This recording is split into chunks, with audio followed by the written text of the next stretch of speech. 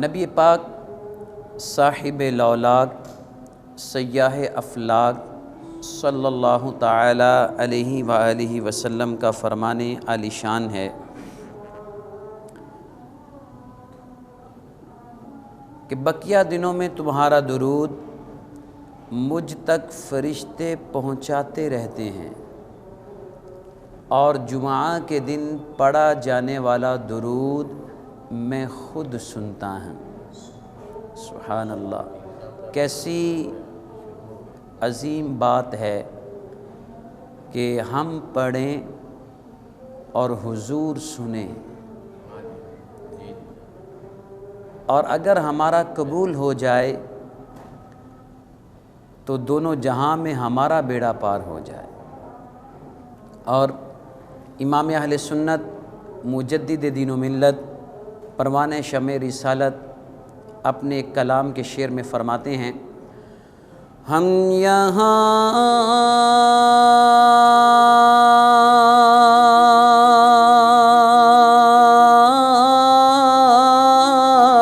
سے پڑھے وہ مدینے سنے، ہم یہاں سے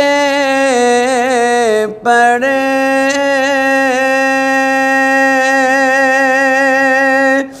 وہ مدینے سنے، ہم یہاں سے پڑھیں وہ مدینے سنے، ان کی اعلیٰ سماعت پہ لاکھوں سلام۔ تو ہم جمعۃ المبارک میں آج حاضر ہیں، اپنی عادت میں یہ چیز شامل کرنی چاہیے کہ کم از کم ہم روزانہ 313 مرتبہ درود پاک حضور علیہ السلام پر پڑھیں، اور بالخصوص جمعہ والے دن اہتمام کے ساتھ پڑھیں۔ اہتمام کے ساتھ سے کیا مراد ہے؟ بندہ تیاری کر کے، اچھا لباس پہن کر، خوشبو لگا کر، دوزانو بیٹھ کر، گنبد خضرا کا تصور باندھ کر، اور اپنے آپ کو زیر گنبد خضرا حاضر پائے، اور یہ تصور کرے کہ میں حضور علیہ السلام کی بارگاہ میں حاضر ہوں اور میں حضور پر درود پڑھ رہا ہوں اور حضور سن رہے ہیں، ذوق کے ساتھ، شوق کے ساتھ، محبت کے ساتھ، عقیدت کے ساتھ اور اشک باری کے ساتھ۔ جب اس انداز سے اہتمام کر کے درود پڑھیں گے، یہ ہوگے محبت سے درود پڑھنا، اہتمام سے پڑھنا، گویا محبت سے پڑھنا۔ اور حضور فرما رہے ہیں کہ بقیہ دنوں میں تمہارا درود مجھ تک فرشتے پہنچاتے رہتے ہیں، اور جمعہ کے دن پڑھا جانے والا درود میں خود سنتا ہوں۔ تو جب حضور سنیں تو ہمارا تصور کیا ہونا چاہیے، ہمارا انداز کیا ہونا چاہیے، ہماری عقیدت کا انداز کیا ہونا چاہیے، ہماری محبت کا انداز کیا ہونا چاہیے۔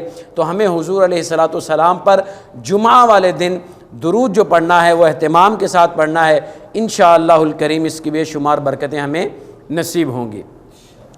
اللہ ہمیں اس پر عمل کرنا نصیب فرمائے۔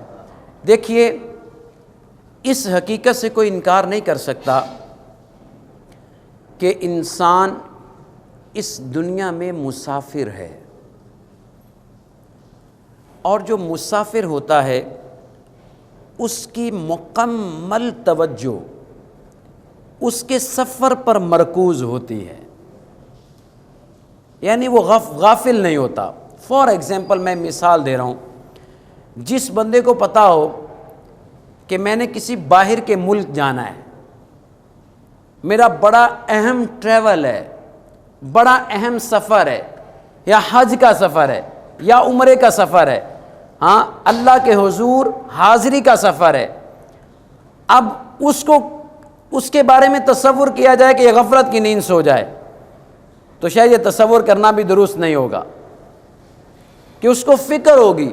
اگر رات کے پچھلے پہر کی فلائٹ ہوگی نا، تو وہ بڑی فکر میں ہوگا، ساری رات نہیں سوئے گا، یار کہیں میں تھوڑی سی آنکھ لگی اور کہیں آنکھ لگی نہ رہ جائے، میرا سفر نہ رہ جائے۔ آپ نے دیکھا ہوگا جب کوئی اہم سفر کسی نے کرنا ہوتا ہے تو اس سفر کے موقع پر پھر لوگ کیا کرتے ہیں، پراپر تیاری کرتے ہیں، پراپر اس کو مینیج کرتے ہیں، ایک ایک چیز کا خیال رکھتے ہیں۔ جو ساتھ سفر پہ زیادہ راہ لے کے جانا ہوتا ہے اس زیادہ راہ کو کمپلیٹ کرتے ہیں، بیگ بھرتے ہیں، بیگ کا ویٹ کرتے ہیں، نہ جانے کیا کیا کرتے ہیں کہ میں چند دن کے ٹریول پہ، چند دن کے سفر پہ جا رہا ہوں۔ اسی طرح گویا انسان دنیا میں مسافر ہے اور اس کا سفر آخرت کی طرف ہے، اور جب آخرت کی طرف سفر ہے تو حقیقت کے اندر اس کی ساری توجہ آخرت کے سفر پہ مرکوز ہونی چاہیے کہ کسی صورت بھی یہ آخرت کے سفر سے غافل نہ ہو اور سستی نہ کرے، کوئی چیز کم نہ ہو یا ایکسٹرا نہ ہو، یا ایکسٹرا سے مراد کہ جو گناہ ہیں وہ زیادہ نہ ہوں۔ پیسہ ہے، زیادہ راہ یہ جتنا زیادہ لے جائے گا ساتھ، اس کے لیے اتنا ہی بینیفٹ زیادہ ہے۔ پھر انسان سفر کے اندر دیکھتا ہے کہ میرے ساتھ بوجھ نہ ہو، میرے ساتھ ویٹ زیادہ نہ ہو، کہ ایئرپورٹ کے اوپر ویٹ لوز کر دیتے ہیں، نکال دیتے ہیں کہ جناب اجازت نہیں ہے، اور اگر اجازت دیتے بھی تو بھاری جرمانے کے ساتھ اجازت دیتے ہیں۔ تو یہ ساری چیزیں میں مثال سمجھانے کے طور پہ دے رہا ہوں کہ انسان اس دنیا میں مسافر ہے اور اس کو اب اس کی منزل آخرت ہے اور یہ ٹریول کر رہا ہے۔ خواجہ حسن بصری رحمۃ اللہ علیہ نے بڑی پیاری ایک روایت اس کے مطابق بیان فرمائی ہے۔ آپ ارشاد فرماتے ہیں کہ اللہ نے تمہیں دنیا اس لیے دی ہے کہ تم اس کے ذریعے آخرت کی تیاری کرو، اس لیے نہیں دی کہ تم اسی کے ہو کر رہ جاؤ۔ اب یہ آخرت کی طرف سفر کرنے کے لیے کون کون سی چیزیں ضروری ہیں، اس کا انسان کو نالج ہونا بہت ضروری ہے۔ جب انسان کو پتہ ہی نہیں ہے کہ آگے چیز کام کیا آئے گی، فار ایگزامپل کسی دوسرے ملک میں ٹریول کرنا ہے تو کرنسی کون سی چلے گی، کس کرنسی کی ویلیو ہے، کون سی چیز لے جاؤں گا تو اس کی ڈیمانڈ وہاں زیادہ ہے، کون سی چیز ساتھ رکھوں گا تو مجھے اہمیت زیادہ ملے گی، میری بات میں وزن ہوگا، میری ذات میں وزن ہوگا، یعنی یہ ساری چیزیں اکاؤنٹ کرتی ہیں۔ تو پیارے اسلامی بھائیو، آئیے میں قرآن کریم کی ایک آیت مبارکہ آپ کو سناتا ہوں۔ قرآن کریم میں ہے افحسبتم انما خلقناکم عبثا وانکم الینا لا ترجعون، فرمایا تو کیا یہ سمجھتے ہو کہ ہم نے تمہیں بیکار بنایا، ہم نے تمہیں بیکار بنایا اور تمہیں ہماری طرف پھرنا نہیں۔ اس کی تفسیر میں ہے کہ ہم نے تمہیں اپنی عبادت کے لیے پیدا کیا ہے، ہم نے تمہیں اپنی عبادت کے لیے پیدا کیا ہے تاکہ تم پر عبادت لازم کرے، اور جب تم ہماری طرف لوٹ کر آؤ تو ہم تمہیں تمہارے اعمال کا بہترین بدلہ دیں۔ اللہ اکبر، اللہ اکبر، بہترین بدلہ۔ اس پر بھی علماء نے بہت ساری وضاحتیں فرمائی ہیں۔ بہترین بدلے کے بارے میں علماء فرماتے ہیں کہ بہترین بدلہ انسان کو جو اللہ کریم عطا فرمائے گا وہ جنت ہے۔ وہ کیا ہے؟ وہ جنت ہے۔ اور ایک روایت میں ہے کہ اگر انسان جنت کا ایک ادنا درجہ خواب میں دیکھ لے، جنت کا ایک ادنا درجہ خواب میں دیکھ لے تو ایک لمحہ بھی دنیا میں زندہ رہنا گوارا نہ کرے۔ جنت اتنی حسین ہے، وہ دنیا کہ جس دنیا میں 1000 غم ہیں، ایک سکھ پانے کے لیے 1000 غموں سے گزرنا پڑتا ہے۔ انسان ساری زندگی انتظار کرتا رہتا ہے کہ مجھے سکھ ملے، اور ایک سکھ کو پانے کے لیے وہ ہزاروں دکھوں سے گزرتا ہے۔ یہ دنیا ایسی ہے کہ اس سے جانے کو انسان کا دل نہیں کرتا، اور جہاں دکھ ہیں ہی نہیں، جہاں سکھ ہی سکھ ہیں، جہاں راحتیں ہی راحتیں ہیں، جہاں چین ہی چین ہے، جہاں مزے ہی مزے ہیں، مجھے بتائیے کہ وہاں پر زندگی گزارنے کا انداز اور عالم کیسا ہوگا۔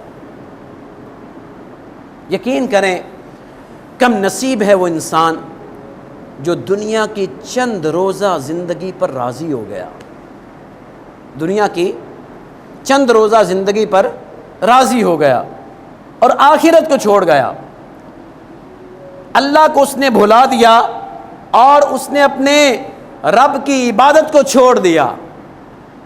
اب میں بہت کچھ چیزیں ایسی بیان کرتا ہوں چونکہ وقت بہت مختصر ہے۔ انسان کا کھانا، انسان کا پینا، انسان کا سونا، انسان کا پہننا، انسان کا ملنا، انسان کا کسی کے ساتھ معاملات میں پیش آنا، یہ عبادت کیسے بنتا ہے؟ اگر کسی کو پتہ چل جائے کہ میرا کام پہ جانا، ڈیوٹی پہ جانا بھی عبادت ہو جائے گا تو وہ تو بڑے جھوم کے جائے گا، بڑی خوشی سے جائے گا کہ یار اس سے بڑھ کے اور کیا خوش نصیبی کی بات ہو سکتی ہے کہ میں کام کروں تو وہ میرا عبادت، میں جاب کروں تو میری وہ عبادت، ہاں اسی طرح میں کسی سے ملوں تو میرا وہ عبادت، میں کسی سے تعلقات رکھوں تو میرا تعلقات رکھنا عبادت، میں کوئی بھی کام کروں تو میرا ہر کام عبادت۔ تو اس کے ہر کام میں کتنے بینیفٹس ہوں گے کہ جو بندہ گاڑی چلائے اسے پھر بھی پروفٹ آئے، جو بندہ سویا ہو اسے پھر بھی پروفٹ آئے، جو بندہ کسی باہر کے ملک میں ٹریول کیا ہوا ہو اس کو پھر بھی پروفٹ آئے، سو رہا ہو جاگ رہا ہو جس بھی انداز سے زندگی گزارے، ہاں اس کا کیا ہو کہ اس کو یعنی پروفٹ ہی پروفٹ ملے۔ تو میں اس پہ تھوڑی توجہ دلاؤں گا۔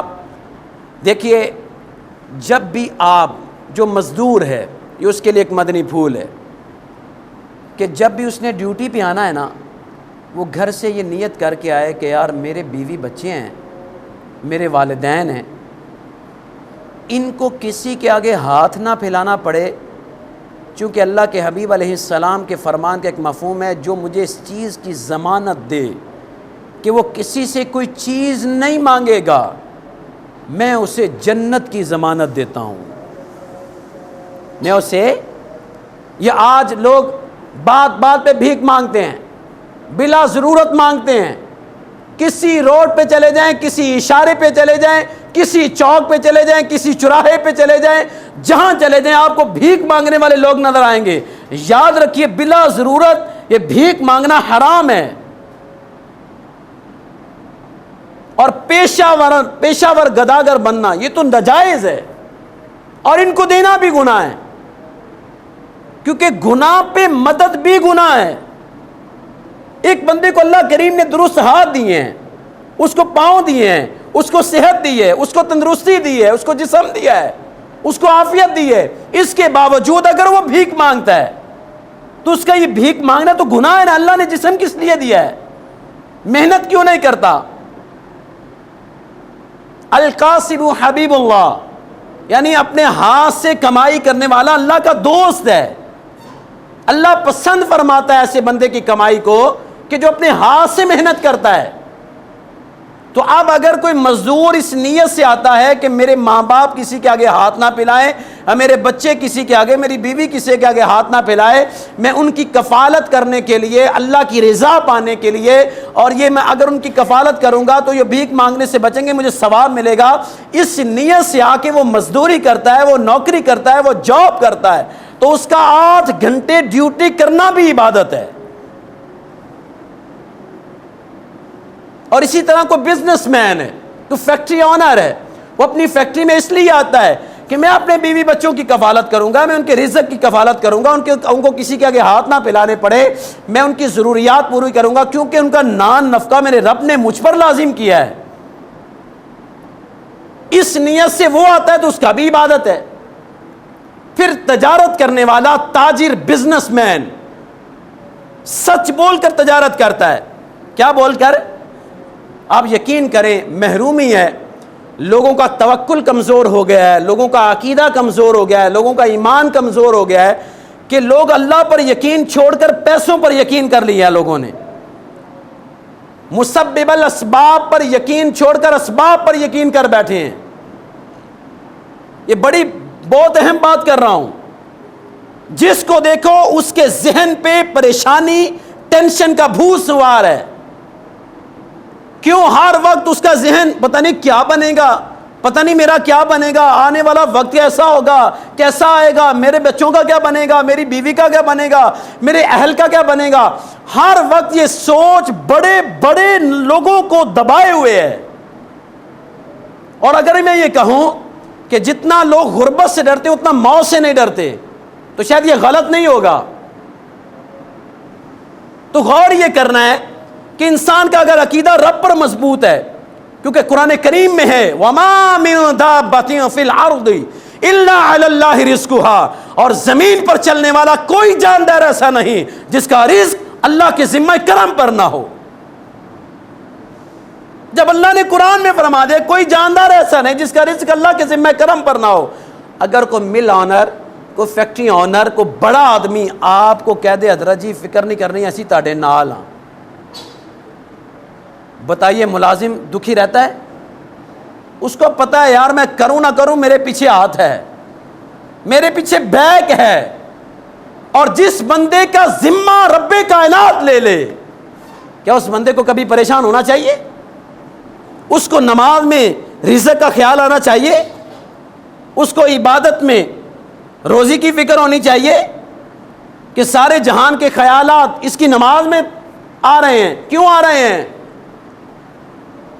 تو اس پر ذرا ہم نے غور کرنا ہے کہ اللہ کریم نے ہمارے رزق کا ذمہ لیا۔ ایک بزرگ رحمت اللہ علیہ ارشاد فرماتے ہیں اے انسان، رزق کا وعدہ تیرے رب نے تیرے ساتھ کیا ہے، اس کے لیے کوشش کر جس کا وعدہ تیرے رب نے تیرے ساتھ نہیں کیا، اور وہ مغفرت ہے۔ مغفرت کا وعدہ نہیں کیا، مغفرت کا ذمہ رب نے نہیں لیا۔ خوش قسمت ہے جو سچائی سے، دیانت داری سے، امانت داری سے اللہ کو راضی کرنے کے لیے اچھی اچھی نیتیں کر کے کام کاج پہ آتا ہے۔ اور یہ کون ہے؟ جس کو اچھے لوگوں کی صحبت میسر ہوگی، جسے اچھے لوگوں کا ساتھ نصیب ہوگا، ورنہ بندہ پریشان ہی رہے گا۔ کوشش کیا کریں، اپنے آپ کو مینیج کریں اس بات پہ کہ ہم نے اچھے لوگوں کی صحبت کو اپنانا ہے، تاکہ وہ ہماری تربیت کریں، ہمارا ذہن کہیں ڈگمگائے، کہیں ہمارا زیر تذبذب کا شکار ہو تو ہم اس سے پوچھیں اور وہ ہمیں بتائے کہ بھائی ٹینشن نہیں لو، اللہ نے ذمہ لیا ہے۔ اور یقین کریں جن لوگوں نے اپنے معاملات کو اللہ کے سپرد کر دیا ہے نا، خدا کی قسم دنیا میں بھی عزت پائی اور آخرت میں بھی عزت پائی ہے۔ تو اس پر ہمیں کوشش کرنی ہے اور اپنے معاملات کو اللہ کے سپرد کرنا ہے اور اچھی اچھی نیتیں کرنی ہیں، کسی کے ساتھ دھوکہ نہیں کرنا۔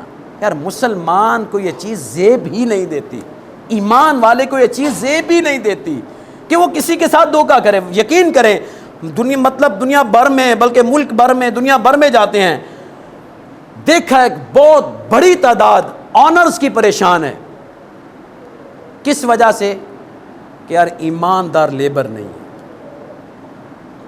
جس کے ہتھے جو چڑھتا ہے نا وہ چھوڑتا نہیں ہے۔ اور مزدوروں کی ایک بہت بڑی تعداد دیکھی ہے، وہ کہتے ہیں جی مالک مزدوری نہیں دیتے، بینکوں میں تنخواہیں رکھ کے اپنا مال بڑھا رہے ہیں، مزدور کی مزدوری نہیں دے رہے۔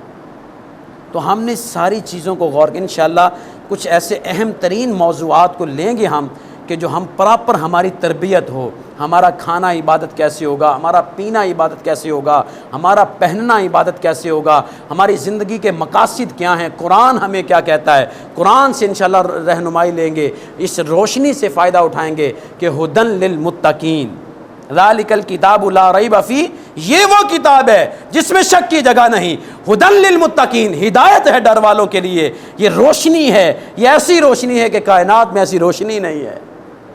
اس روشنی سے ہم بھی مستفیض ہوں گے۔ تو کوشش کیا کریں آئندہ جمعے وقت پہ آئیں تاکہ ہم اپنے معاملات میں کچھ نہ کچھ سیکھیں، کچھ نہ کچھ باتیں سیکھ کے جائیں۔ انشاءاللہ ہم کلام بھی سنا کریں گے، ہم اشعار بھی سنیں گے، ہم قرآن کریم کی آیات بھی سنیں گے، ہم تربیت کے مدنی پھول بھی سنیں گے، تجربات والے معاملات بھی سنیں گے۔ انشاءاللہ اس کی بے شمار برکتیں ہمیں نصیب ہوں گی۔ اللہ کریم کی بارگاہ میں دعا ہے جو کچھ سنا اسے یاد رکھنے، اس پر عمل کرنے، دوسروں تک پہنچانے کی توفیق عطا فرمائے۔ آمین بجاہ النبی الامین صلی اللہ تعالی علیہ وسلم۔